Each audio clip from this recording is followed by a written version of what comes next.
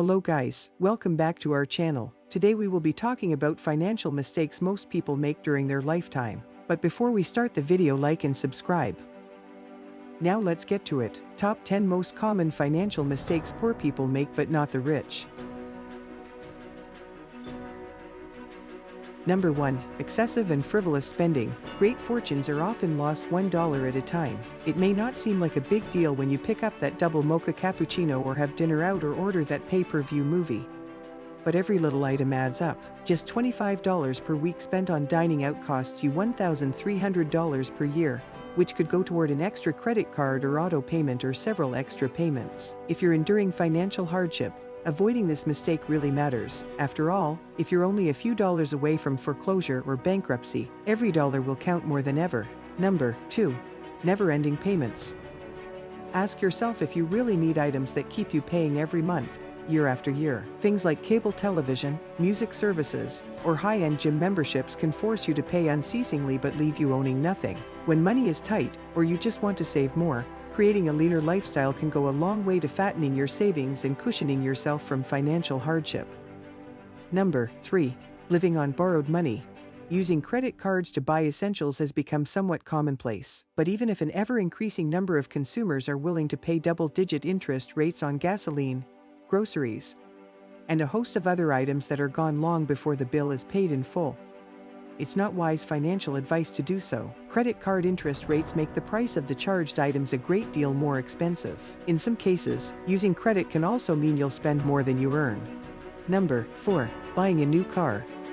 Millions of new cars are sold each year, although few buyers can afford to pay for them in cash. However, the inability to pay cash for a new car can also mean an inability to afford the car. After all, being able to afford the payment is not the same as being able to afford the car. Furthermore, by borrowing money to buy a car, the consumer pays interest on a depreciating asset, which amplifies the difference between the value of the car and the price paid for it. Worse yet, many people trade in their cars every 2 or 3 years and lose money on every trade. Sometimes a person has no choice but to take out a loan to buy a car, but how many consumers really need a large SUV? Such vehicles are expensive to buy, insure, and fuel. Unless you tow a boat or trailer or need an SUV to earn a living, it can be disadvantageous to purchase one. If you need to buy a car or borrow money to do so, consider buying one that uses less gas and costs less to insure and maintain. Cars are expensive, and if you're buying more of a car than you need, you might be burning through money that could have been saved or used to pay off debt.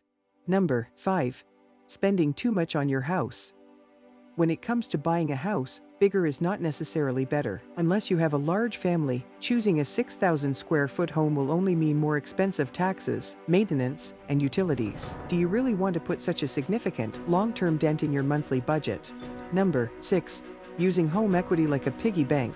Refinancing and taking cash out of your home means giving away ownership to someone else. In some cases, refinancing might make sense if you can lower your rate or if you can refinance and pay off higher interest debt. However, the other alternative is to open a home equity line of credit. This allows you to effectively use the equity in your home like a credit card. This could mean paying unnecessary interest for the sake of using your home equity line of credit. Number 7. Living paycheck to paycheck. In June 2021, the U.S. household personal savings rate was 9.4%. Too many households may live paycheck to paycheck, and an unforeseen problem can easily become a disaster if you are not prepared. The cumulative result of overspending puts people into a precarious position, one in which they need every dime they earn, and one missed paycheck would be disastrous. This is not the position you want to find yourself in when an economic recession hits. If this happens, you'll have very few options. Many financial planners will tell you to keep 3 months' worth of expenses in an account where you can access it quickly. Loss of employment or changes in the economy could drain your savings and place you in a cycle of debt paying for debt. A 3-month buffer could be the difference between keeping or losing your house. Number 8. Not investing in retirement. If you do not get your money working for you in the markets or through other income-producing investments, you may never be able to stop working. Making monthly contributions to designated retirement accounts is essential for a comfortable retirement. Take advantage of tax-deferred retirement accounts or your employer-sponsored plan. Understand the time your investments will have to grow and how much risk you can tolerate. Consult a qualified financial advisor to match this with your goals if possible. Number 9. Paying off debt with savings. You may be thinking that if your debt is costing 19% and your retirement account is making 7%, swapping the retirement for the debt means you will be pocketing the difference. But it's not that simple. In addition to losing the power of compounding, it's very hard to pay back those retirement funds, and you could be hit with hefty fees. With the right mindset, borrowing from your retirement account can be a viable option. But even the most disciplined planners have a tough time placing money aside to rebuild these accounts. When the debt gets paid off, the urgency to pay it back usually goes away. It will be very tempting to continue spending at the same pace, which means you could go back into debt again. If you are going to pay off debt with savings, you have to live like you still have a debt to pay to your retirement fund. Number 10. Not having a plan. Your financial future depends on what is going on right now. People spend countless hours watching TV or scrolling through their social media feeds, but setting aside 2 hours a week for their finances is out of the question. You need to know where you are going. Make spending some time planning your finances a priority. The bottom line, to steer yourself away from the dangers of overspending, start by monitoring the little expenses that add up quickly.